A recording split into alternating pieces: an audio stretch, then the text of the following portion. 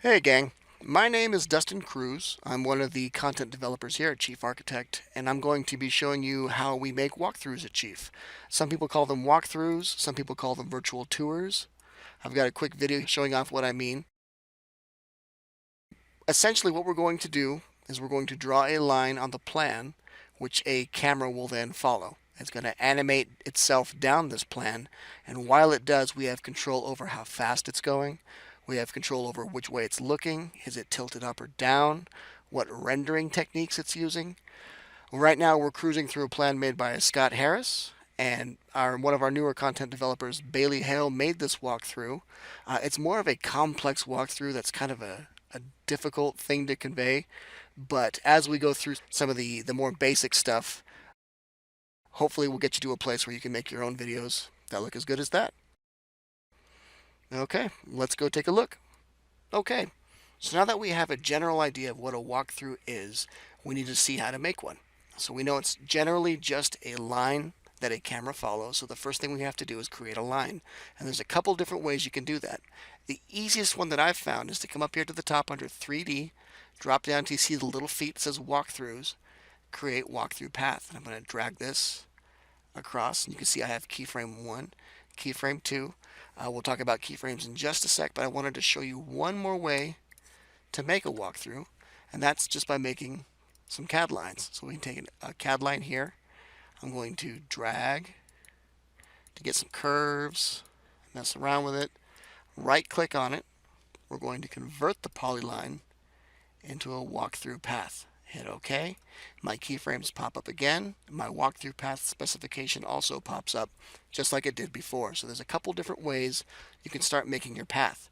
And if you want to change your path, it's just a CAD line. You can grab these handles, start adjusting, start smoothing out or making harsher turns, start building the path you want the camera to follow around the house.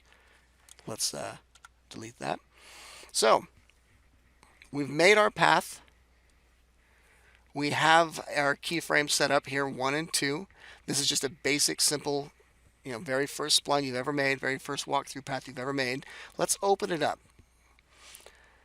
Keyframes. This is the meat and potatoes of what a walkthrough is made up of. First element is the spline, the shape, the track that the camera is going to follow, and keyframes are when you want the camera to do something different along that track, and that could be lots of different things. For instance, speed. Let's take a look at speed. So keyframe 1, which is right here, is set to go 1.5 feet per second after. So after it hits that keyframe number 1, it's going to go 1.5 feet per second, which is a pretty slow travel speed.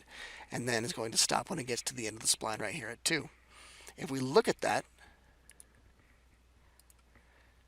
you can see that this is going to be kind of a slow walk. Let's get out of there. So, fast. Let's open up fast. This is going to be 5 feet per second after frame 1.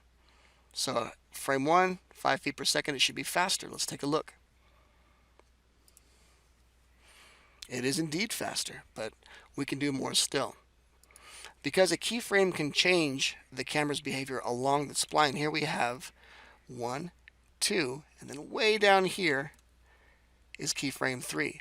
So we want the speed to go slow, but once it hits keyframe 2, we want it to go fast. So let's take a look. Keyframe 1, speed after, 1.5 feet per second, just like the first one, which is going to be slow. But keyframe 2, I want to go really fast. So keyframe 2 is set to go 30 frames per second after it hits frame 2. So what's going to happen, if we did it right, is it's going to start the video going really slow, and when the camera hits this point, it's going to shoot forward really fast. Let's take a look. We're going slow, 1.5 feet per second, and we sped up 30 feet per second. So, a keyframe is just there to make things change during your travel down the spline. How do I adjust my keyframes? So I want to change the speed of these. You can just grab this keyframe here and move it. Okay? So if I want to go slow to this point, I can. If I want to go halfway and then go fast, I can. If I want to change the speed, I'm going to open up my spline, my walkthrough path specifications. And when I hit keyframe number 2, I want it to go slower. Let's go half as slow. Let's go 15 feet per second. So now, when I go slow from 1 to 2, once I get to 2, it's going to shoot off at not 30, but 15 feet per second. So that's how we can adjust our keyframes. So now that we can change the speed and we can make some keyframes, let's look at changing height and how to add some keyframes. So up here, I've got a couple sawhorses, and you can see from the picture what it looks like in the camera view. I have a keyframe where I want to go over the first sawhorse, under the next, and then over again. And so because that's going to require some changes of height, I needed to add a couple keyframes. And to add keyframes, first let's select our spline. Once that's selected, we can go down here to the bottom and see this little spline, this diamond with a circle in the middle. That represents keyframes. It's the Add Keyframe button. I can go through here and just plop keyframes down wherever I want on the spline. Let's do it again. Right here. So simple, super simple to add. I can also just open this up. Let's undo those last two. I'm going to open it up. So I've got 6 keyframes here. And now you might be thinking, if I want to go over, under, and over, I just make the height different on 3 of them. But because we have to have some travel over, under, and over, we need to kind of flesh it out a bit. So from 1 to 2, we're going to go over. So that height's not going to change. So let's take a look. Height number 1 is 60 inches. Frame 2, 60 inches. So from 1 to 2, it's going to stay the same height. But for 2 to 3, we want it to go under. So that's going to dip down from 2 to 3. The height goes from 60 to 20. Let's do it again. Height is 60. Height is 20. 3 to 4 is going to stay under. So 3 to 4 stays at 20. And then from 4 to 5, it comes back up to 60. And then 6, it finishes at 60. So if we did it right, oops, wrong one. Our keyframe hits number 2. At 3, we start to dip down. 4, we stay down. Between 4 and 5, we come back up. And we travel to 6. So we can add keyframes by hitting this button down here. We can change elevation by opening up the walkthrough path specification and selecting which keyframe we want to change the height of. So now we can change our height and our speed. And one more thing I wanted to mention, relative and absolute. So what are you 80 inches above? What are you 60 inches above? Are you above the terrain? Are you above your first floor, your second floor? That's what we mean by relative height. So right here it says camera heights, relative to floor, terrain, or absolute. So if you are just making a walkthrough of a single floor house, you can just leave it on relative to floor and terrain. If you'd like to know exactly how high you are, you can go to absolute, and that will be absolute chief 0. So usually I don't mess with it though. I just wanted to mention that it's there. Just usually leave it on relative to floor / terrain. Okay, moving on. We have turning and camera angles. So we have our spline here that we showed before how to make. You can use a CAD line or just make the walkthrough paths. You can adjust them to any shape you like. The reason I made this one as an S-curve, we've got a couple flags in the middle here. 1, 2, 3, 4. They look like this on the street. And we want the camera to look at these flags. But the spline going around it, because the camera will always follow the spline like a roller coaster, you can't go off the track. If I watch this spline, because the camera is just going down the spline, aiming down where the spline is leading it. So we see part of a flag there as we wave goodbye. We then cycle around the other way. We didn't really get a good look at our flags. And so if that's something that we wanted to take a look at, like a range or a bathroom or something, we want to have control over which way our camera is looking. And we can do that by changing the camera angle. So you can see here I've got this one. Here, when I click on the keyframes, these handles show up. So now I can grab these handles and just aim the camera at what I'm looking at. I added keyframes here as I go down. So from 1 to 2, it's going to look at the center. From 2 to 3, it's going to start going down the spline again because it's going to look at the other side. And then 4, to 5, it's going to aim inwards towards this flag, and 6, it ends looking at that flag. So if I wanted to change the angle one more time, I can then grab my keyframe and just turn it to aim at my flag. Let's take a look at it now after we've changed our camera angles. There's 1 to 2. 2 to 3 is going to start looking back in the middle. We're going to start focusing to the left side from 3 to 4, 4 to 5, and 5 to 6. So now we've got a much better shot of our flags just by changing our camera angle. If you know that you want to aim a camera maybe 90 degrees, let's do one real quick down here. We can go to 3D, walkthroughs, create walkthroughs. I can just grab this spline and I can either aim it and get my 90 degrees, or I can open up my keyframe specifications, come over here, keyframe 1, tilt angle, camera angle. Let's do 90 degrees. You can see it snapped to the same angle. So I can either do it freehand, or I can, if I know I want to be at like an exact 90, if I go negative 90, it'll snap downward, down this way. If I know what I want, I can enter it directly, is what I'm trying to say. So let's delete that. Let's check our checklist here.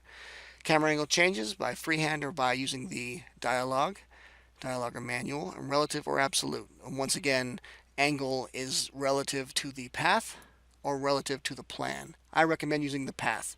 So as I follow down this spline, I can look left, look right, relative to the path. So we're going to start putting it all together here shortly, but one more thing I wanted to mention was the tilt angle. So we can change the height of the camera. We know our positioning is based off the spline. We can then aim the camera left and right by changing the camera angle, but the tilt angle is going to be our up and down. And so right now I've replaced our flags with street cones. So now that they're in the same position of the flags, and we're going to look in that direction just as we did before with the flags, but now we need to look downward to see them. And so to do that, once again, we open up our spline here. We have frame 1, 2, 3, 4, 5, 6. It's the same setup from the previous walkthrough that we just showed, but now I need to look down. Here's our tilt angle right here. 0, 0, 0, 0. So this is all incorrect. So if I watch this video, you see a bit of a cone here, but there's one right in front of us we can't see because we're not looking down. We go from 4 to 5. Look to the left, we can't see the cone, we need to look down. So how do we do that? Change our tilt angle. So our frame 1 is now looking to the right. It is at negative 40 degrees all the way down to the very end. So now we should be changing our camera angle and our tilt angle. Let's right click. Oops. Let's right click here. There we go. So now we're turning, we are changing our tilt angle, we're changing our camera angle, we are following the spline. You can see how we're starting to combine these attributes to get the camera to do what we want and to look at what we want. We changed our tilt angle, negative and positive. If you want to look down, that's a negative number. If you want to look up, that's a positive number. Let's see. To get the correct angle, let's say you wanted to look at something kind of small and you wanted it to be well in shot, well in frame, you'd have to kind of guess at where you wanted the tilt to be, and then you can render it off and see if you looked at it, but it's kind of a blind fire exercise. So if I take this camera and I wanted to look at this cone here, I can put this camera here. That gives me a full camera view. I want to look down, and once I've got the shot where I want it, I can then open up here to get my full camera specifications, and I can see in my positioning what my tilt angle is. So let's say negative 55 for this. So then I can go back to my walkthrough, find my keyframe, and make that shot negative 55. Also, let's open that up one more time. You can do the same thing for your camera angle, your height above floor. You can grab your stats from this camera. So I'll talk about this a little bit more in a sec, but let's close that. And let's put it all together.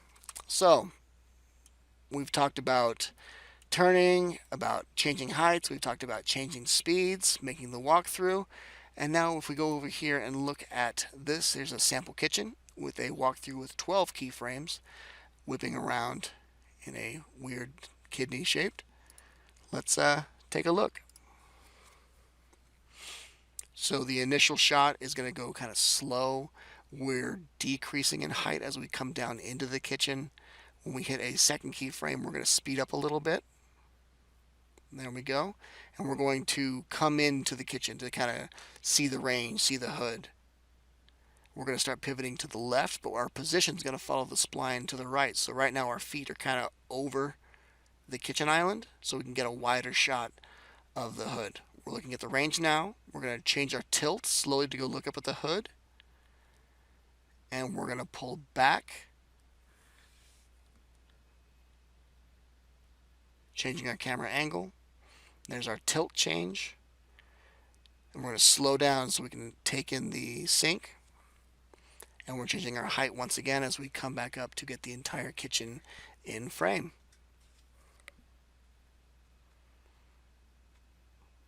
And we slowed down, and this is taking a long time. So let's just pause it there. I'll speed it up. So that's what I mean by putting it all together. We have our tilt, our angles, our heights, everything. And it's, to be honest, it's kind of tricky.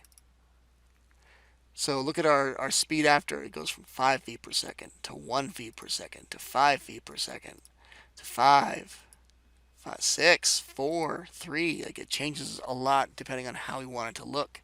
And you have to dial this in bit by bit. The more you do it, the better you'll get. But still, it's not an easy thing to do. So to know where you want to go and what you're looking at, like I mentioned before, we're going to open up our full cameras. We can go here and say, I want to look at our points of interest in this scene. And our points of interest are going to be the kitchen island, which is going to be our initial look. It's going to be our range area, and it's going to be our sink area. So I can pick what I want for these shots by saying my initial shot's going to be about here. This is going to be my opening shot. So instead of guessing where I want the height to be, I can go here and lift it up, back it out, get it where I want, and then I can just open this up here by using the Edit Active View. Under Camera, under Positioning, I know my height's going to be about 98.25. My tilt angle is going to be -22. My camera angle right there for me to enter into my keyframe dialog. So I would go and make 3 or 4 points of interest that I want my spline to then look at, and I would have my data all set, and then I can go through with my spline tools and just connect the dots, and I would just draw over where I wanted my spline to go. So it takes time, though. It takes time to dial that in. That transition is kind of a tricky one. So instead of starting off with a big, long animation, this is a really long one. I'm not going to show it in its entirety, but this is a good 5-minute walkthrough. And I'll zip through. So there's 1 point of interest. Let's zoom over here. There's 2. There's 3. There's 4. There's a lot of travel time. There's 5. As we move through this long, slow animation, and not a lot of people have that kind of attention span. So instead of doing a long sweeping cut of the entire house, I recommend doing smaller cuts, smaller shots. You can go here to CAD, take your line, draw the line. Let's make it a walkthrough spline, a walkthrough path. Hit OK. And I want to go travel backwards on this, so I'm going to whip this around, whip this around. So now I can pull this shot back. I would render that and make a couple of these that just show off things in the kitchen that I want to show. So instead of showing off this giant thing, I'm going to show off a shorter cut. That's way more compact, but I think actually looks better. So there's our POI1, points of interest. There's our kitchen island. We're going to fade to 3. I can spend more time framing my shot and getting a good clean look than I spend traveling around corners trying to get from point to point. It's way simpler for me to make, it's faster for me to make, and I think personally it looks better. So let's go and finish up with how to render. Alright, So you've put the work in, you've made a great spline, you've done all the keyframe work that you need, and you're ready to render off your video. So to do that, you need to select your spline, and down here, the big red button, we're going to hit that once. That brings up our walkthrough options. And this, I'll just bring it over here so you can see the same picture right here. This is where we set up what kind of video we want to make. Compression is just how much you're going to compress the video. The more you compress it, the less quality you're going to have, but the smaller file size it will be. I usually just leave it at 75%. There's not really much of a reason to change it. Frames per second. This one's kind of important. This is how many frames per second your video will be. So, if you have a lot of curves and transitions and corners that you take kind of at a high speed, you're going to want to go at least 30 frames per second. I would very rarely dip down below 30 frames per second unless I'm just doing a preview walkthrough. If I want to kind of gauge how my walkthrough is looking, I want to render it and see how it flows, how the speed looks, then I would render it off at a lower frame rate just so it's done faster. But when you're doing your finals, minimum is 30. Most of the time I recommend 60 frames per second. It's going to take longer. You're going to get a smoother render as you go, a smoother video, smoother transitions, smoother traveling. Next below that, duration along path. This one's useful sometimes, but kind of dangerous. So if you went through and you made a big long spline, let's take a look at this again. You have a large spline, and you know you have different speed changes as you go. Oops. So our speed after is 0.5, 0.5, 0.25, 0.75, 0.5, 0.6. You've dialed it in and it looks how you want. If I wanted this entire thing to be done in 10 seconds instead of 5 minutes, I can go, let's go back to my dialogue here. I can go here to my, oops. I can go here to my duration along path and just say I want it done in 10 seconds. So that will then truncate all my stuff, all my feet per second data and all my keyframes to make it all just 10 seconds for the entire spline. It's useful if you just want to rip off a couple 10-second shots, a couple 15-second shots, and you don't want to like guess what it's going to be. But most of the time I would just do it via keyframe, especially if you have any complexity in your spline, in your walkthrough.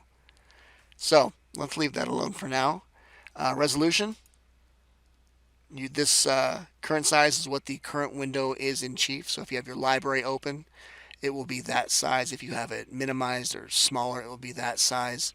But usually I go 1920 by 1080 is the standard. The rendering options, you have our rendering techniques, so vector view, glass, duotone, and you can do some neat stuff with this. You can go through and do the same walkthrough multiple times with different rendering techniques, and it looks kind of cool. Let's see, just a quick shot of a 10-second angle. There's our line, our glass house. We go to vector, to standard, and then we end on PBR. So this is just done by taking the same walkthrough and rendering it 5 times and editing those 5 videos together. So right here, let's go back here, big red button. We can pick our rendering techniques right here. Show shadows. If you want to do some preview renders and you just want to see how it looks, you would turn off shadows and bloom, 15 frames per second. But when you're ready to do the real one, you would do like 60 frames per second. You would do 1920 by 1080, and you would turn on shadows and bloom and everything else that you wanted. And the last thing I wanted to mention is actually one of the most important, your video codec. These are all the codecs I have installed on this machine right now. I'm on a Windows machine, but Mac has its own codecs. Not all of them work great, and they're kind of confusing, so I'm going to make it real simple for you. You're going to want to use the XVID codec. That's the one that we've had the most success with. You can go to xvid.com/download and get the codecs here for Windows, Linux if you have it. And when you do that, you'll install the codec. Maybe you have to restart Chief. But when you do your render, let's go back to the big red button. Your codec will be here under AVI. You see it says XVID here. That's just the one that we've had the most success with. You can try other ones, of course, see if they look better for you, but this is the one we recommend. All right. So, I think that's about it. We covered how to change our speeds, our feet per second. We covered how to add keyframes with our little buttons down here. We've covered how to change our heights using keyframes. We've covered how to turn and draw splines. We've covered how to change the tilt up and down. We talked about how to put it all together. So that about wraps it up for me. If you have any questions, don't be afraid to reach out. I like working on walkthroughs quite a bit, and I like seeing what people do with it. Start small, like I mentioned before. Don't go through and try to make a large full house walkthrough. These Leviathans take a long time to make, and it takes a long time to dial in, especially. So you'll end up with a long spline that looks not super great. I would say start small. Start with these smaller renders, these smaller shots. This is just a simple arc that we can change the height on, change the speed, change the tilt. Nothing crazy, and it takes you 5-10 minutes to rip one off. You can make a couple dozen of these and put them together for a large house. Show the entire plan. I hope you learned something. If you have any questions, reach out to me at dustin@chiefarchitect.com. Thanks for watching.